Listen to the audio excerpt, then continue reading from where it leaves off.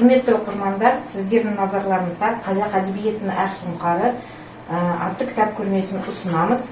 Осы кітап көрмеге шолу өткіземіз. Қазақстан Республикасы Ақпарат министрінің бағдарламасы бойынша 2004 жылы көп томдық шығармалар жинағы шықты. Бірінші томда Сәкен Сейфуллин «Тар жол тайғақ кешу» романы, кешегі дауылды кезең бейнесін бар бояу, нәрмен кейінгі ұрпаққа жеткізген деректі мемуарлық, кең тынысты шығарма еніп отыр.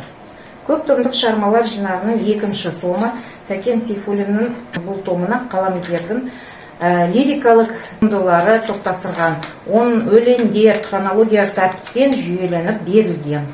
Көп томдық шығармалар жинағының үшінші томы. Сәкен Сейфуллин бұл томы оның толғаулары мен поэмалары тұрады. Ақсақ киік, Аққудың айрылу балладалары, ұйым және еңбек жалшылар қорғаны, өлең очерктері, Советстан, Көкшетау, Альбатрос, Социалистан сияқты сүйікті шығармалары да кірді. Многотомное собрание сочинения, том 11. В 11 том многотомного собрания сочинений Сәкена Сейфуллина вошел роман-эссе «Тернистый путь» на русском языке.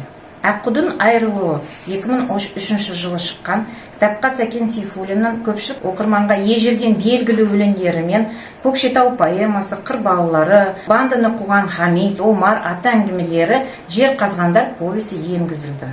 Тар жол тайғақ кешу роман-эссе.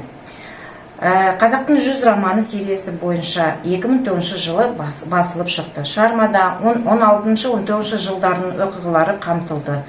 Тар жол тайғақ кешу ең алдымен тарихи, әдеби факт және көркем мәтін. Сәкен Сейфуллин «Домбыра» кітабы мектеп кітапханасы сериясы бойынша 2005 жылы шықты.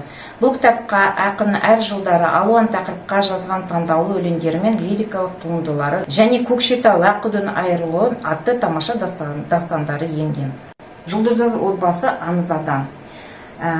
Жұлдыздар отбасы аңыз адам ең үздік жастар журналы мен Ұлы адамдар туралы ұлағатты журнал 2014 жылы шықты. 2015 жылдың мамыр айында номер 10 нөмірінде Қазақ Совет ақыны Сәкен Сейфуллин туралы мақалалар, сұхбаттар, әңгімелер шықты. Көрнекті ғалымдар, тарихшылар, сыншылар ақын туралы сөйлейді. Журнал 51 беттен тұрады.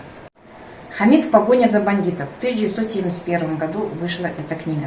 Участник гражданской войны Сейфуллин показал в своих рассказах героизм, стойкость и выдержку людей, безответно преданных делу революции. Обо всем этом и не только в книге «Хамид в погоне за бандитом».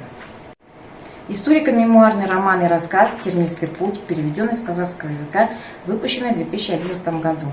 Сәкен Сейфуллин в своей книге «Тернистый путь» воссоздал картину революции и гражданской войны в Казахстане.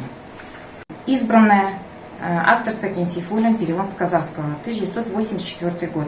В книгу вошли переводы избранных произведений основоположника казахской советской поэзии Сәкена Сейфуллина, сборник включено произведения самых разных жанров, поэмы «Разлученные лебеди», «Көкшетау», «Альбатрос», «Кызыл ат», лирические, сатирические и агитационные стихотворения.